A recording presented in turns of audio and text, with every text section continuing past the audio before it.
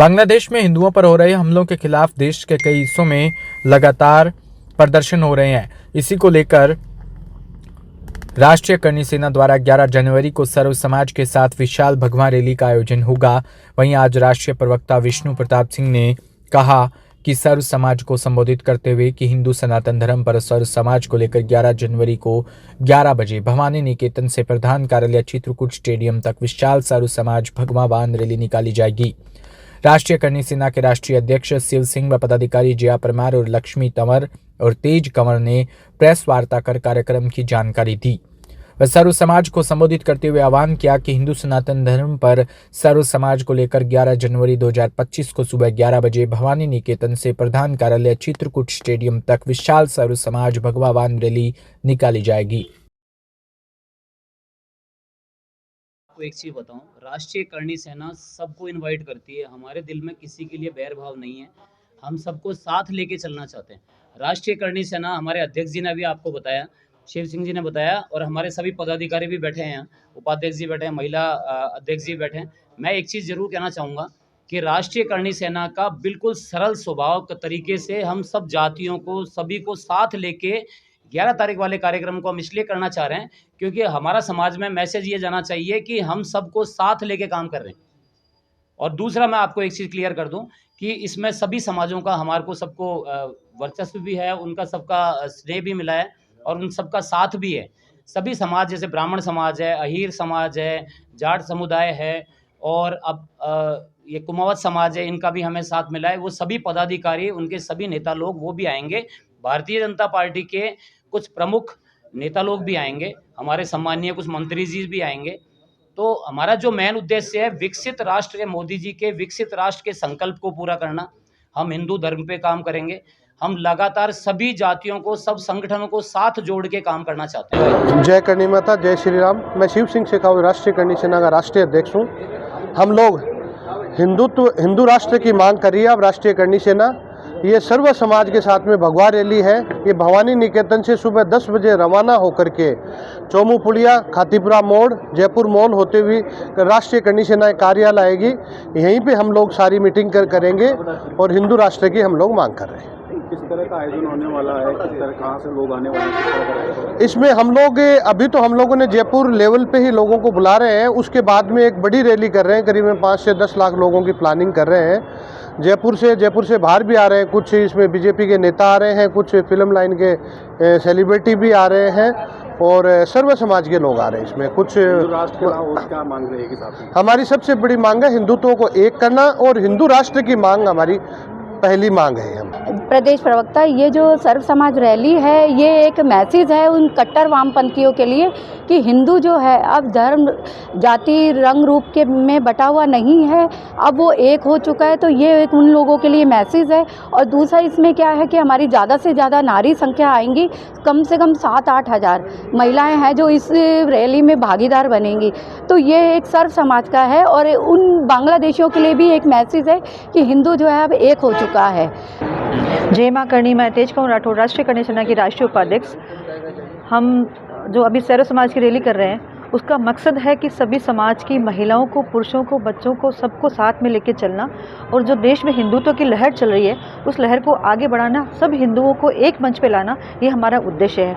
और हम राष्ट्रीय करणी सेना महिलाओं के लिए बहुत काम करती है और महिलाओं के लिए बहुत उन्होंने काम किया है। जैसे गरीब विधवा महिलाओं को मशीनें देना, या उनका जैसे पढ़ाई लिखाई का किसी का या आर्थिक रूप से कमज़ोर है, सामाजिक रूप से कमज़ोर है, हम उनकी सहायता करते हैं, उन महिलाओं को आगे लेके आते हैं और उस पर काम करते हैं। और हमारे रैली का जो मकसद है वो लोगों को ये दिखाना है कि राष्ट्रीय करणी सेना सबके साथ में है और सबके साथ रहेगी, ये हमारा उद्देश्य है। महिलाओं का योगदान बढ़ चढ़ के हिस्सा ले रही है सर्व समाज की महिलाएं, हिंदुत्व के लिए, हिंदू एकता के साथ, संकल्प के साथ। और राष्ट्रीय स्तर पे हमारे साथ महिला जुड़ रही हैं सर्व समाज की। और ये जो रैली होने जा रही है, ये एक इतिहास रचेगी पूरे राजस्थान में, पूरे हिंदुस्तान में। इसका सिर्फ एक ही उद्देश्य है, हिंदू राष्ट्र। जयपुर से खबर, जहां प्रोटीन मानव शरीर के लिए आवश्यक है क्योंकि वो ऊतकों के निर्माण और मरम्मत में मदद करता है, मांसपेशियों की वृद्धि का समर्थन करता है और समग्र स्वास्थ्य को बनाए रखने में महत्वपूर्ण भूमिका निभाता है।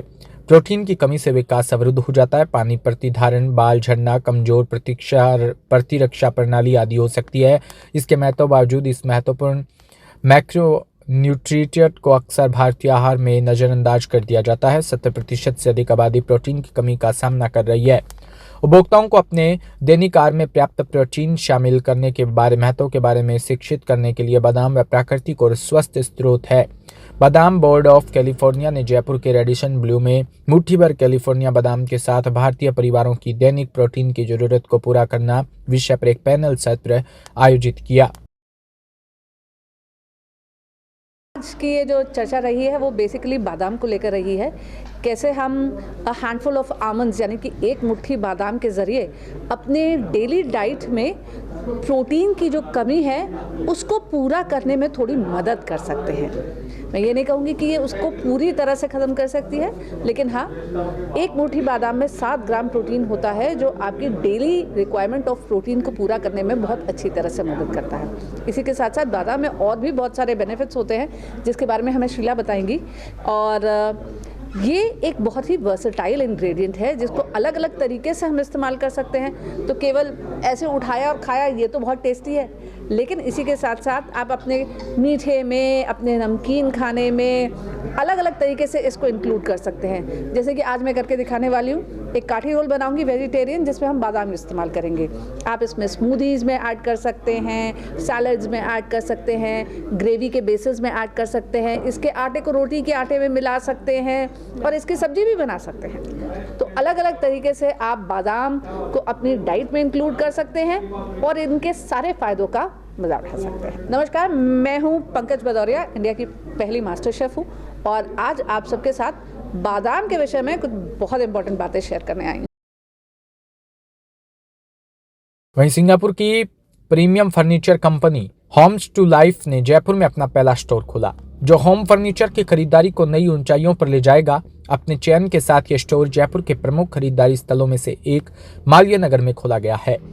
इस लॉन्च के अवसर पर होम्स टू लाइफ की ग्लोबल ब्रांड हैंड स्लेटेस्ट फुआ ने कहा कि हमारे जयपुर स्टोर का उद्घाटन होम्स टू लाइफ के लिए एक महत्वपूर्ण मील का पत्थर है। इस अवसर पर होम्स टू लाइफ के country head India Varun Kant ने कहा कि उच्च स्तरीय किफायती मूल्य वाले फर्नीचर उपलब्ध करवाने का हमारा प्रयास होम्स टू लाइफ के भारत भर में तेजी से विस्तार को बढ़ाता है। उन्होंने कहा, भारत और दुनिया में मेक इन इंडिया की भावना के तहत काम करते हुए वैश्विक स्तर पर अग्रणी सोफा निर्माताओं में से एक के रूप में हम व्यापक 10 वर्षीय क्वालिटी एस्प्योर्स गारंटी के साथ नवीनतम अंतर्राष्ट्रीय स्टाइलिश को वितरित करने के लिए प्रतिबद्ध है।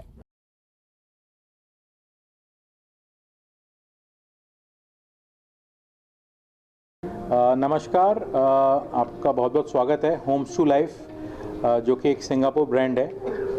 हम लोगों ने homes to life Singapore brand का जयपुर में उद्घाटन किया है। ये हमारा 19वां स्टोर है हिंदुस्तान में और हमारे ऐसे 28 स्टोर्स हैं ग्लोबली।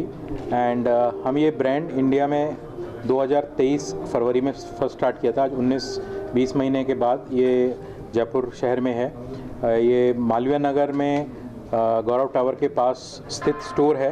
ये 6000 स्क्वायर फीट साइज़ का स्टोर, 6000 स्क्वायर फीट साइज़ है स्टोर का। जी, खास बात इस प्रोडक्ट की है, ये डिज़ाइनर प्रोडक्ट है। हमारी 1976 ईयर ओल्ड से ये कंपनी चल रही है। लगभग 49 साल हो गए हैं इस कंपनी को। हम ग्लोबली सबसे बड़े निर्माता हैं, प्रोडक्शन है, प्रोडक्ट करते हैं अपहोल्स्ट्री सोफ़ा का। सोफ़ा आपको जान के खुशी होगी, ये सोफ़ा इटालियन सोफ़ा है, बट ये मैन्युफैक्चरिंग इटली में नहीं हुआ, चाइना में नहीं हुआ, ये मेड इन इंडिया सोफ़ा है। हमारी एक फैक्ट्री है चेन्नई में जो कि 2022 में की थी, जो एक्सपोर्ट भी करती है और इंडिया में भी हमारा विपणन है, हम लोग इसका डिस्ट्रीब्यूशन करते हैं। एंड हमारे स्टोर्स खुद के अभी पूरे इंडिया में हैं। हम करीब 15 सिटी में 19वां स्टोर है, 20वां स्टोर जल्द खुलने वाला है मैसूर के अंदर। सो हमारे अभी नॉर्थ साउथ ईस्ट है, सब जगह स्टोर हो गए हैं। एंड ये जो प्रोडक्ट है ये डिज़ाइनर प्रोडक्ट्स हैं। ये प्रोडक्ट बहुत ही प्राइस में हम बोलते हैं premium product at affordable price. ये प्रोडक्ट हमारा अफोर्डेबिलिटी की तरफ है। एक इंडियन कस्टमर को जो वंचित रह जाता था एक अच्छे प्रोडक्ट से, आज वो हम एक बहुत ही अच्छे प्राइस में, देखिए हमारा 1 लाख के अंदर से सोफ़ा स्टार्ट होता है। फंक्शनैलिटी सोफ़ा है, बहुत कंफर्टेबल सोफ़ा है। जो हमारे सोफ़ा पे अभी हम बैठे भी हुए हैं, ये ग्लोबली बेस्ट सेलर सोफ़ा है। ये यूरोप में, यूएस में जाता है और सेम प्रोडक्ट आज आपको मिल रहा है। अभी एक डिज़ाइनर सोफ़ा इंडिया में आते आते 2 साल लग जाते थे पहले। आज क्योंकि हम इंडिया में प्रोड्यूस कर रहे हैं, हमारी 5 लाख स्क्वायर फीट की फैक्ट्री है चेन्नई में, वो हिंदुस्तान में भी सप्लाई कर रही है और इंडिया के बाहर यूएस और यूरोप के देशों में हम लोग इंडिया से एक्सपोर्ट करते हैं। तो ये मेरे लिए एक पर्सनली भी बहुत गौरवपूर्ण दिन है आज कि हम लोगों ने ये स्टोर स्टार्ट किया है। मैं जयपुर का बिलोंग करता हूँ। मेरी स्कूलिंग और कॉलेज सब कुछ यहाँ से हुआ। I am the global brand head of Homes to Life, and I am very happy to be here at Jaipur and opening our 19th Homes to Life store. From the first day I met Varun, my colleague, country head, he has been telling me how beautiful his hometown is, and he's from Jaipur, and a lot of our team members are also from Rajasthan area, and I am very excited because they've been telling me how beautiful the city is. And indeed, when I was here, I saw the beautiful forts, palaces. I'm amazed and I'm so humbled to be able to open our 19th store here to bring our furniture to the homes of Marwadis.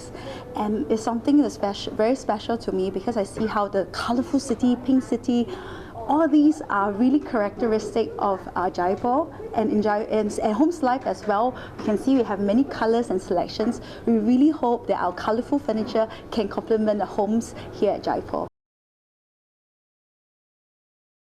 Jhalawar से खबर, जहां गादिया गांव में ग्रामीणों ने कई दिनों से गादिया गांव में 2 ट्रांसफर जले हुए हैं। विद्युत विभाग को सूचना भी दी, लेकिन अभी तक दोनों ट्रांसफर नहीं बदलने पर पूरा गांव कई दिनों से अंधेरे में है। ग्रामीणों ने बताया कि विद्युत विभाग के जयन कितनी बार फोन लगाकर दोनों ट्रांसफर के जलने की सूचना दी, पर कई दिन बीत जाने के बाद अभी तक दोनों ट्रांसफर नहीं बदले गए। ना कोई विद्युत विभाग की लापरवाही भी देखने में सामने आ रही है। गांव के लोगों ने मीडिया को बताया कि गांव में कई दिनों से रात में रोशनी न होने से पूरा गांव अंधेरे में है।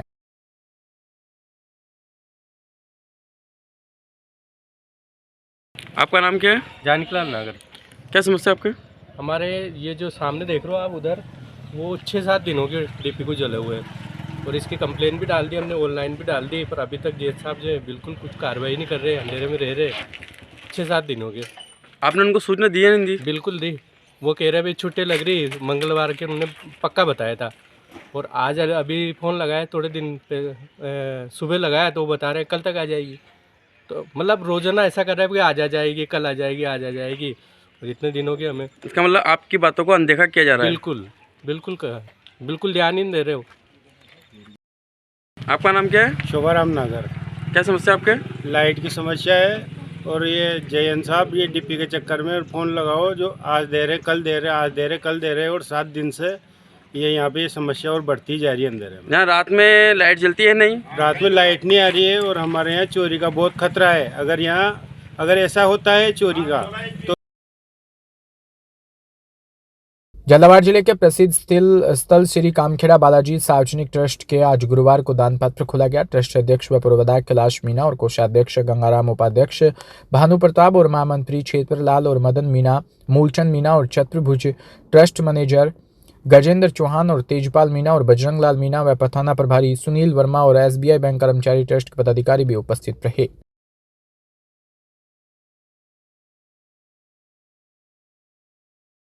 झालावाड़ जिले के डग में 7 जनवरी 2025 को डग चौमेला मुख्य मार्ग पर लोधा समाज के लोगों द्वारा खेतों पर जाने के रास्ते को लेकर डग चौमेला मुख्य सड़क पर जाम कर दिया गया था प्रदर्शन कर, जिस पर संज्ञान लेते हुए तहसीलदार सत्यनारायण नरवरिया ने राजस्व विभाग के 6 सदस्यों की कमेटी का गठन, रास्ते की पैमाइश पर ग्राम पंचायत सरपंच गजेंद्र सिंह व डग थानाधिकारी मुकेश कुमार मीणा के नेतृत्व में व लोधा समाज व गणमान्य नागरिक के समक्ष दोनों पक्षों के बीच समझौता किया।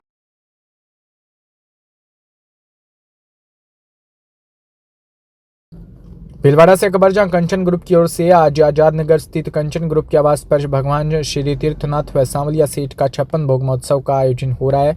नीलेश भांगड़ ने बताया कि दोपहर 2:15 बजे भजन सांवरिया और हनुमान जी भजन के साथ अन्य भजनों में प्रभु को रिझाया गया। देवास मध्य प्रदेश से द्वारका मंत्री ने सांवरिया सेठ के भजन और शानदार गानों की प्रस्तुति भी दी, जिसे सुनकर भक्त नाचने लगे। शाम को 56 भोग और झांकी सजाई गई। प्रभु के दर्शन व आरती के बाद प्रसाद का वितरण भी किया गया।